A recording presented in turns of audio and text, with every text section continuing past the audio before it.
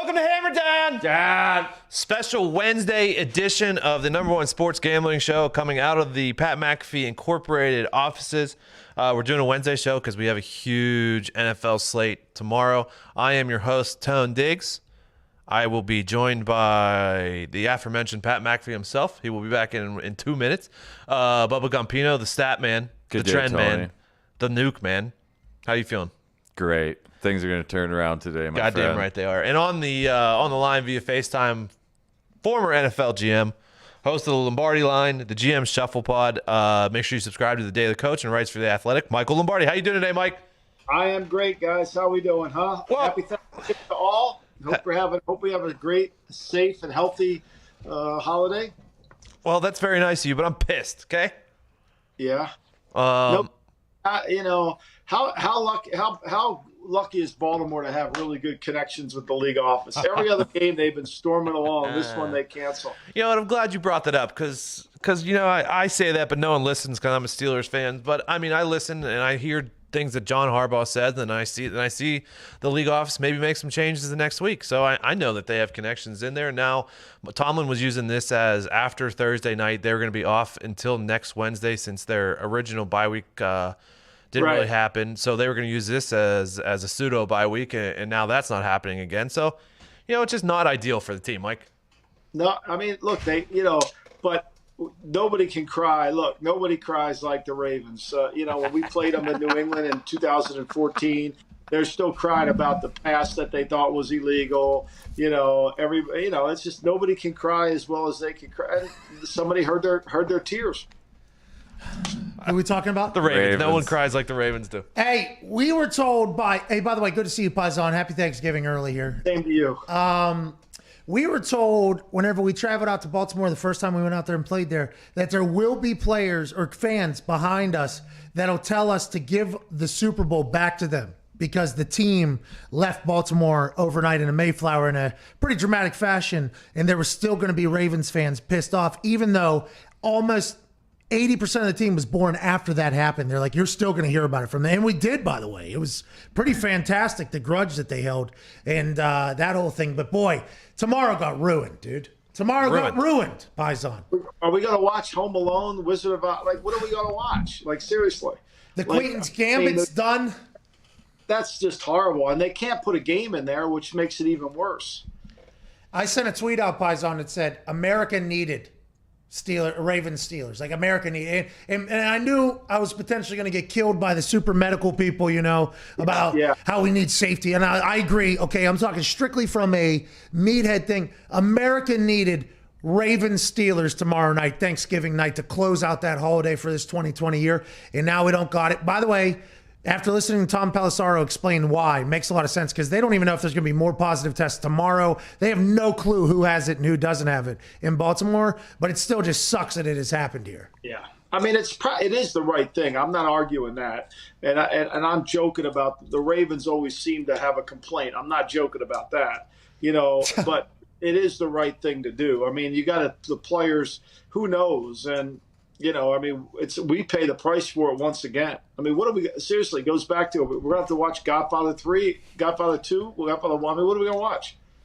I want to know more about Tony Meatballs tomorrow. I think I'm doing Tony Meatballs and Joey Electric information. I think you try to get Tony Meatballs on the show. Why not? He's probably got on bail. He's not a guest of the government yet. You could probably get him. What do you think? All those guys were over 60, and then there was one guy who didn't have a nickname. It was 34, Mike.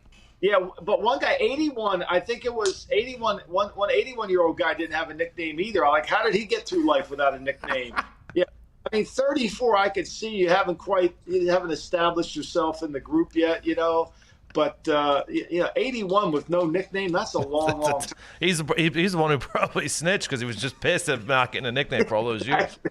I am hearing potentially from sources that the Steeler game will be most likely at 1 p.m. on Sunday. It'll still be called by Michaels and Collinsworth. Oh, Get out, really?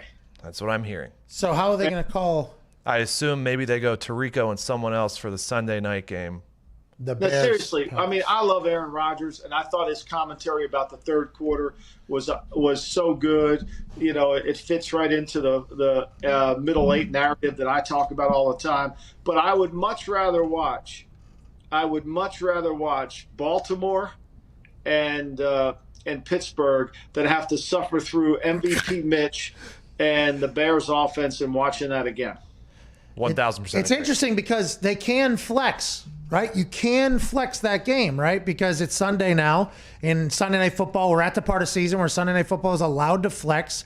Normally it's earlier in the week, but there's circumstances here. They could flex that, but also Aaron Rodgers on primetime, I think everybody knows, like, hey, this is the most talented guy we've had. He's going to draw numbers because the Packers are the Packers, but still, I mean, Hey, don't worry, Mike. We got the Eagles on the Monday nighter. no. Yeah, I can't wait. Oh, the city of Philadelphia, guys. You have no idea living in this town. I mean, they want to shoot Doug Peters. They want to shoot Carson. Everything's Carson Wentz, right? Carson Wentz, it's all his fault. Nobody else. And once you take him out, everything will be fine. Michael, speaking of Monday night, did you have any thoughts of what Bruce was talking about Tom and anything from that game before we go to tomorrow's games? You know, I think Bruce is still working at CBS. He has a commentary on everything. Look, I texted you guys during the game. I said this, and this isn't, as Art Modell used to tell me, kid, I'm not second guessing, I'm first guessing. I sent all three of you a text. When he did not run the ball to start the 2-minute drive, he was going to give up points. Mm-hmm. I did. I sent you that text. Yep. And, of course, we never heard anything about that play. We never heard it. We were too busy talking about the technique and how to handle bunches and stacks and all that stuff. We were getting sick on defensive back play. So we never heard that. And that drive, those 3 points came back to bite him right in the ass. But nobody's called him about that. You know, he throws a deep pass to Mike Evans, doesn't get completed, wasn't open, stops the clock, throws an inbounds pass for 1 yard, but they don't need to call timeout because now it's always down to the third down play. If you start the clock there, you basically say to Sean McVay, Sean, you want to call timeout? If he calls timeout there now you know you got to run it again. Now you know you got to run it again because you want to take away his timeouts. But if he doesn't call timeout, you continue to run, let that clock go down, have a controlled pass, and then set it up for the third down play so that if he gets the ball back and we have to punt, he's got 20 seconds left. He can't do anything. And then the throw at the end of the game, Mike. I mean, Brady had Evans and I think Godwin both in the flat for a first down. Yeah, I mean, look, he's thrown more. I mean, we said this when he went there. I mean, he was going to throw. Bruce loves throwing interceptions. You know, I mean, that every quarterback, from Andrew Luck to Carson Palmer, their quarterback percentage of interceptions have always gone up with Bruce.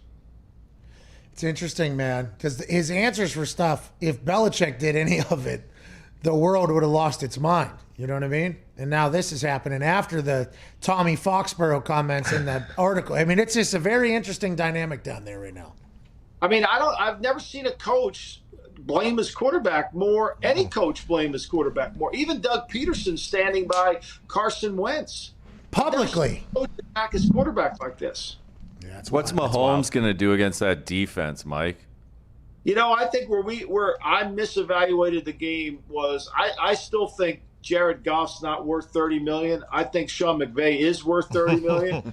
I think that what Sean McVay did, and he throws it 52 times in the game, but he got rid of the ball so quick. 1, 2, 3, threw it out of there. You know, and I think what the Bulls will do is play a light box. He'll try to encourage them to run the ball like most people do. He'll play a little bit like the Raiders did, try to keep the ball in front of them, not let it get thrown over their head, and hope they can, hold them in the 20s. I don't know what else he can do. I don't see that happening. That line seems very light at 3.5. That means they know something. Yeah. 1,000%. All right, speaking of lines, let's go into tomorrow's games. The first game is the Houston Texans at the Detroit Lions. The Detroit Lions are +3. Let me check the money real quick here. The 59% of the bets are on the Texans and 80% of the money is on the Texans. The Lions just got shut out. Texans had a big win against the Patriots. I'll start with you, Michael. What do you think? Well, I think first of all we got to look at the injury report for Houston for the Lions because they weren't the same team. I mean, I don't think Matthew Stafford was healthy in that game. I'm not saying they're a good team. They're 3-3 the last 6 games, but I think that they weren't healthy. They didn't have Galladay. Stafford wasn't healthy. Swift didn't play. If those guys are playing and healthy, that you've got to take that into consideration, especially against a bad Houston defense, which, played run defense really well last week, gave up a ton of yards, but they were able to shut down the Patriots from running the football. And, and you look at it, they've allowed 132 points to Houston in the last 5 games and only have created 3 turnovers. Houston doesn't create turnovers and they allow points. And MVP and Deshaun Watson is having an MVP type season. He's averaging over 8.5 yards per attempt. He's only had 1.5 interceptions. I mean, percentage wise, I think he's been really good. The game doesn't set up good for Detroit because Houston's too fast on offense. Detroit's too slow on defense. The concern you have if you want to play this game is what good can Houston do against the Lions defensively, because if the Lions aren't healthy, they can play well. So I think that's the concern, is where is the Lions' health? The other factor in this game is, I think, from talking to people around the league, I think if this would have been another week besides Thanksgiving, Patricia might have lost his job after the Carolina game. He may lose it after this game if they don't win. I mean, I think that's how tight it is. I'm not saying he's getting fired on Friday. I'm not predicting that. I'm saying there's a lot of conversation about that. Yeah, I mean, that is obviously a worry for the Lions is are they going to show up and play? A worry for the Texans. I saw Cooks is out potentially. I believe I saw that. Stills and as Kenny well. Stills is also out. Galladay's probably going to be out for the Lions. It seems like DeAndre Swift is going to be back, who he played very, very well the weekend before, and the Houston Texans are number 32 in the league versus the rush. That is my only reservation, though, for taking the Texans. Pat talked about it earlier, like J.J. Watt's probably going to want to show up. Deshaun Watson's probably going to want to play on a primetime game. This might be the last one, Will Fuller's looking for a contract after this season. Yeah, He's probably everybody's potentially looking to get shopped, and this is everybody's watching, Yep. But look, they had a big lead on, Detroit had a big lead on Washington. They let people. Detroit is slow. They're the worst 2-minute defense in all of football. Okuda, the kid that they drafted, the 3rd overall pick, he played only 24 plays last week. Why? I don't know. I think the biggest indictment of Matt Patricia's coaching staff is when Adrian Peterson comes out and says, "I don't know why you didn't bench me 3 weeks ago. That kid's way better than me." Jeez. Jesus. DeAndre Swift is very, very good. And Gumpy, you have any news for this? 24 teams have been shut out in the last 5 seasons. The next game, they're 17-5-2 against the spread. Shoo. It's just because the public. I'm going with the Lions. I don't know why. AJ Hawk took the Lions. I'm taking the Lions. Taking the Lions? AJ Hawk is incredibly hot right now. I'd like to make an official pick. I'm taking the Lions. Matty Stafford, Thanksgiving. He didn't get a chance to have the Turkey Day game last year. This year, he's potentially wanting to get shopped too and let the world know what he's got. That offense is going to do much better. Let's assume that they get a win tomorrow against the Texans. You guys look at my board every week, and I've strayed away from it. But my numbers here, this should be a 2.5 point, less than 2.5 point line. If I'm not playing this game officially, but if I were going to play a team, it would be Detroit. Yes. Gumpy, what do you think? Are you taking anything on this game? Since 2004, Here we go. on Fuck, we're all Thanksgiving, gonna agree. favorites are 40-6 straight up and No, we're not. 33-13 against the spread. I'll lay the 3 with the Texans. Let's go. Oh, shit. Really? That's good. We all don't want to be on the same side, All right? right, so you're on Texas. Yeah. Okay. I'm staying away from this game. I can't fucking get it. Also, the Italians are out. Tony Meatballs and Joey Electric are out. Okay. We at the table got something going on. All right. Hey, I keep swinging. I ain't stopping. Yeah, he went 0-7 last week, but there's a chance this week you're going fucking 10-0, bub. Your soccer picks are hot. Your football picks are going to get hot. Just not during this game, hopefully. The next game is the Washington football team at the Dallas Cowboys. Cowboys are minus 2.5. 55% of the tickets are on the Cowboys. 53% of the money is on the Cowboys. This line opened at Cowboys -1, has gone up to 2.5. It was at 3 for a little bit, I think. I am going to take this one. I'll just say it right now. I'm taking the under Oh, Thanksgiving under for Tony. Hey, it's a little tasty little treat. You know what I mean? The Washington football offense, not good. I mean, Mike's talked about it many, many times. And What's the over-under? 40. It is 46 and a half. I'm gonna take the under 46 and a half. I believe it was 20-3 the first time these two teams played each other. Redemption for the Red Rifle. It is redemption, but I'm also gonna take the Washington football team. Okay. All right, I'm gonna go Tony. 2 picks for this game. You know, I think maybe a little letdown for the Cowboys. All right. All right. I disagree completely. I know you do. I'm going with the Cowboys. I don't know about the over-under, but I got the Cowboys. I think Andy Dalton's about to get hot. Red Rockets getting hot right now. Cowboys, especially rallying around the strength and conditioning coach who is at the hospital, I guess, undergoing more procedures and everything like that. I think Cowboys get the win here. Michael? You know, I mean, look, the Cowboys have run the last 2 weeks. They've run for 140 to 180 yards rushing. I think moving Zach Martin out the right tackle really helped them. They certainly have the ability to throw the football if they can get that offensive line. Washington has played really well the last 3 weeks. The Cowboys have still given up way too many points in the last. You know, even though they've played well the last 2 weeks, they've given up a ton of points. Just so we know, I mean, my numbers have Washington should be a 4-point favorite. Oh, fuck. You know, so I'm going to go with Washington and lay the points. Is that an official pick from you, Michael? Yeah, I'll make that one official. Boy, hey, you Italians agreeing on everything. Gumpy, here. what do you got? So Cowboys played the Steelers tough, knocked off a Vikings team that was hot. I think the Bengals beat Washington if Burrow doesn't get hurt. Washington 3-8 on Thanksgiving all time. Let's go. Cowboys have beat Washington 8-9 on Thanksgiving. Let's go. And the home team in this matchup is 5-1 last 6 against the spread. Let's I'll lay the 2.5.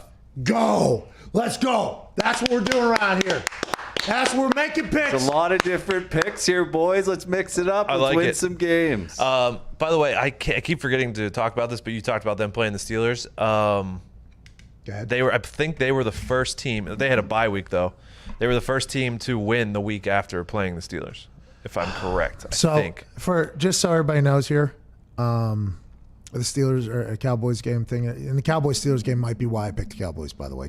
Yeah. And then watching When they won. what happened last week. Yeah, what happened when the Steelers won, but what happened last week with the Vikings? The Vikings were hot. They were very hot. Thielen had 2 incredible catches, touchdowns. Still, they lost, right? So I made a super boost on FanDuel. Okay. It is currently available, I do believe, in all states. Love it. I got the Cowboys. I don't know if it's Cowboys money line. I think it's Cowboys money line with a Tony Pollard touchdown.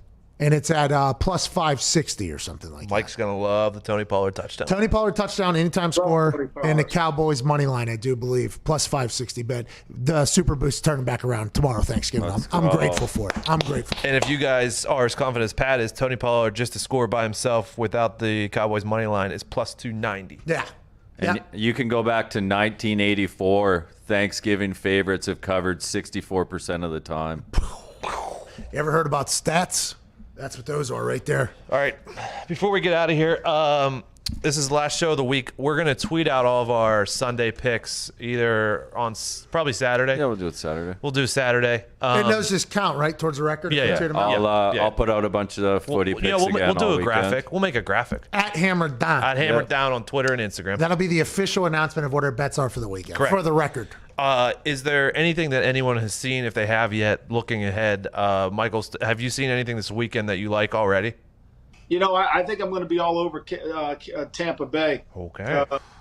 Tampa Bay. I have Tampa Bay rated higher slightly in the power ranking than Kansas City. I think I'm going to be on that one. I changed the way I've done my thing. I've kind of got a variance in there. I had a guy from London who's an economics guy help me, very helpful. He's So I international. played around with not the numbers, but just understanding how to eliminate some games. Yeah. So I love that. I think that's going to be one. I'm not saying that's official yet. I still need to see the injury report, do all that. But I do think I think that one's going to entice me. I think the Miami Jet game, depending on who the quarterback is, will entice me. So and also, I would be on the Bengals typically if Burrow were playing, but you can't play that one at all. So I got to stay away from that one. And Pittsburgh was one that I was really leaning towards because I thought they're playing way better than Baltimore, but we'll see how that all plays out. The stay away games for me were where the lines matched my rankings were Las Vegas, Atlanta, were Tennessee, Indy, and the Chargers, Buffalo. Let me give you a little piece of information that just came out about that Tennessee Indy game that might pique your interest here. The Colts have placed D tackle DeForest Buckner on the COVID-19 list. He might be unable to play Sunday against Derrick Henry and the Tennessee Titans. That's there you go. See, that's why I think you can't go. You gotta weigh some of this in there, and I think that's going to be a huge factor. Huge factor. I had that line should have been 2. It came out at 3.5, so I lean towards Tennessee in that line, but we'll see how it goes. That is a bummer. That's a bummer for the Colts. It's been a beast. What is the drink of choice for you gentlemen on Thanksgiving Day? Dig starts as soon as he wakes up, he said. Yeah, he's blacking out by noon. Yeah, goner. You know what? It's a marathon. Well, actually, it's not a marathon anymore because I don't have to worry about being up at 8 o'clock at night for a Steelers game. So probably just probably steady fashion of White Claws all day. I am going to slaughter so much sativa vitamin tomorrow. So much. I mean, it's just going to get absolutely. Michael, mashed potatoes or stuffing is your side of choice? Stuffing. Thank you. God damn, thank God. Thank you. God. You're on the right side of history. Yeah, you are on the right side of everything, it seems like. Jeez. What are you drinking tomorrow? Vodka? I am drinking, Sinatra loved Jack Daniels. It was his favorite drink. And so the Jack Daniels Corporation made this special bottle of what's called Sinatra Select. It's Jack Daniels, but it's the top of the line Jack Daniels called Sinatra Select, which is the drink of choice for me on any great occasion. I will drink that. It's really good. If you like Jack Daniels, this is really, really different, and it's good. You drink it neat or on the rocks, or? I usually drink it with a little bit on the rock, maybe a little on the rocks, a little ice. But my son got married. We drank about 2 bottles of it. You'll appreciate this. It was great. We went to the church and we got there a little early, so we set up. We had the Sinatra Select. We called for a pizza, and life was good. I love that. And they got married. You'll love this, Michael. My dad always sends me out a bottle of Dago Red to enjoy for festivities.